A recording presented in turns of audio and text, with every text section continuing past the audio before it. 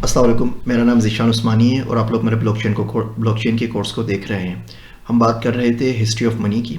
उसमें हम बात कर रहे थे कि कोइंस को स्टैंडर्डाइज़ कर दिया गया और इस स्टैंडर्डाइजेशन की वजह से फ़ायदा ये हुआ कि जो भी लोग हैं वो एक कोइन को दूसरे कोइन से बदल सकते हैं, आगे दे सकते हैं। उनको ये मसला नहीं है कि ये कोइन वाला कौन सा है, दूसरा वाला कोइन कौन सा है।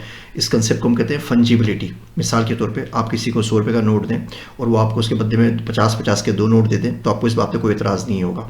ना ही आप ये बोलेंगे कि जी मुझे 100 के बदले फ़लाँ वाला 100 का नोट चाहिए या ये वाला नोट नहीं चाहिए और कौन सा नोट नहीं चाहिए। एज़ फार एज़ नोट सही है, इंटैक्ट है, फटा हुआ नहीं है, चल सकता है। आपको एक 100 के नोट के मुकाबले में दूसरे 100 के नोट के मुकाबले में या 2 50 के नोट या 20 वाले 5 नोट, 10 वाले 10 नोट, 1 रुपये वाले 100 नोट में कोई फ़र्क नहीं पड़ता, क्योंकि ये फंजिबल होते हैं। तो कोइन को स्टैंडर्ड करने का फ़ायदा ये हुआ कि वो फंजिबल हो गए। एक कोइन की एग्जैक्ट एक वैल्यू है जो बादशाह ने मुकर्रर कर दी है और लोग उसी हिसाब से उस कोइन को देखते हैं और उसी कोइन से उसको आगे ट्रीट करते हैं और उससे डीलिंग करते हैं। अब आपने सुना होगा सोल्जर्स के अंदर you are not worth the salt, बड़ा मशहूर मकूला है अंग्रेज़ी ज़बान का, you are not worth your salt. इसका मतलब ये होता है, ये जो जुमला है वो यहाँ से निकला है। हुआ ये कि 547 कबल मसीह के अंदर, 547 कबल मसीह के अंदर लोगों ने ग्रीक आर्मी ने सोल्जर्स को आर्मी के अंदर भर्ती करना शुरू किया और उसके जवाब में उसको वो देते थे नमक देते थे। और नमक की वजह से, जो भी नमक की बहुत ज़्यादा वैल्यू थी, वो उसको ट्रेड कर सकते थे, तो लोगों ने आर्मी के अंदर ज्वाइन करना शुरू कर दिया। बाद में उन्होंने उनको पे करना शुरू कर दिया सिल्वर कोइंस के अंदर। अब सिल्वर कोइंस बहुत ज़्यादा एक अहमियत की बात थी, तो उन्होंने क्या किया, सिल्वर कोइंस की वजह से लोगों ने धड़ाधड़ ग्रीक आर्मी को ज्वाइन करना शुरू कर दिया और ग्रीक एम्पायर दुनिया भर के अंदर फैलती चली गई। जो पहला मिंटेड कोइन निकला किसी आर्मी की डीलिंग के लिए, वो आइलैंड ऑफ एजिना से निकला था 700 BC के अंदर, 700 कबल मसीह के अंदर। इसी दौर के अंदर दुनिया के पहले मनी चेंजर्स आए। एक बंदा था जिसका नाम था पेशन। उसने क्या किया, उसने मनी चेंजिंग का कारोबार शुरू कर दिया। वो एक बंदा गुलाम था, लेकिन उसको इतने पैसे जमा कर लिए कि जाके उसने सिटीजन राइट्स खरीद लिए, अपना एक बैंक खोल दिया। जब वो मरा तो उसके पास 3,60,000 दरामास थे, जो उस ज़माने के दरहम थे, और ये बहुत बड़ी रकम होती है, आजकल का अरबपति समझ लीजिए।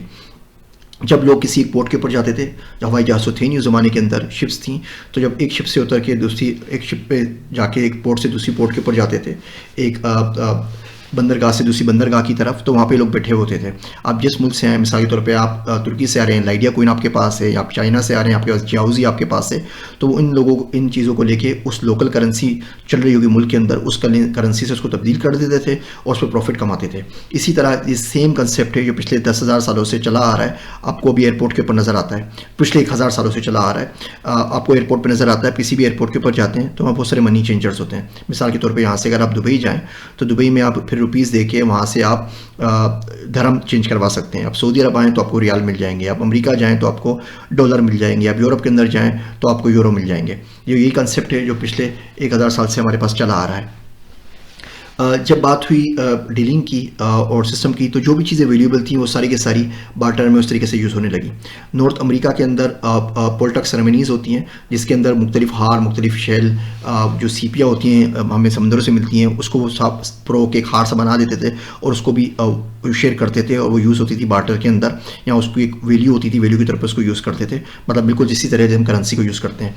हैरत की बात ये, पोल्टक सेरेमनीज़ आज तक अमेरिका में, साउथ अमेरिका के अंदर और जो रेन इंडियन ट्राइब्स हैं उसके अंदर ये आज तक होती हैं।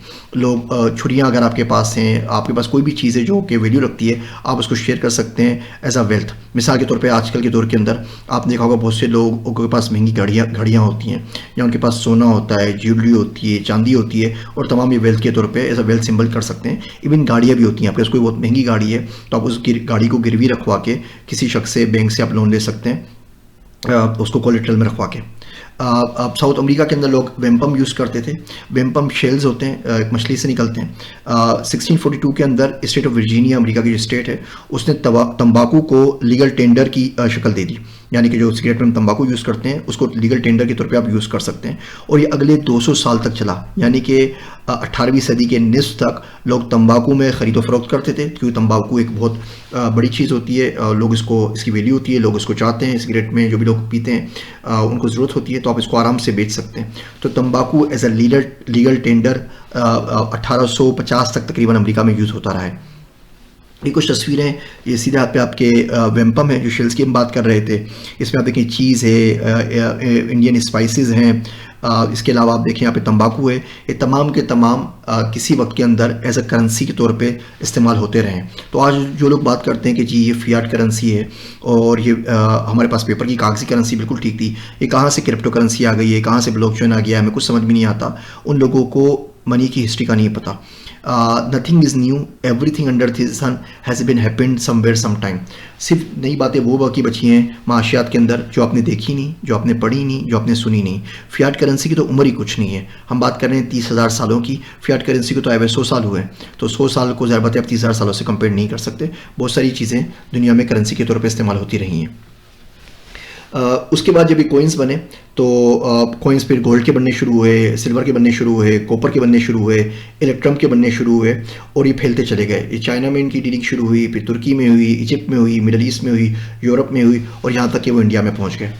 तो इस वीडियो में हमने देखा कि किस तरीके से कॉइन्स में लोगों ने डील करना शुरू किया, किस तरीके से कॉइन को स्टैंडर्डाइज किया गया और एक ही कॉइन को यूज़ करते थे। हमने इस वीडियो में मज़ीद देखा कि कोई भी चीज़ जिस पे लोगों का एतमाद हो, जिस पे लोग समझते हो कि इसकी कोई वैल्यू है, वो करेंसी बन जाती है। भले वो तंबाकू हो, भले वो एम्पम के शेल हो, भले वो सीपियाँ हों, भले वो चीज़ हो, भले वो मसाला जात हों, कुछ भी हो, हर वो चीज़ जिस पे लोगों को वैल्यू नज़र आती है और ये लोगों का अपना ईमान, अपना ट्रस्ट है, जिस चीज़ के ऊपर को वैल्यू नज़र आती है, माशरा उसको करेंसी के तौर पे अडॉप्ट कर लेता है और करेंसी के तौर पे उसको इस्तेमाल करना शुरू करता है।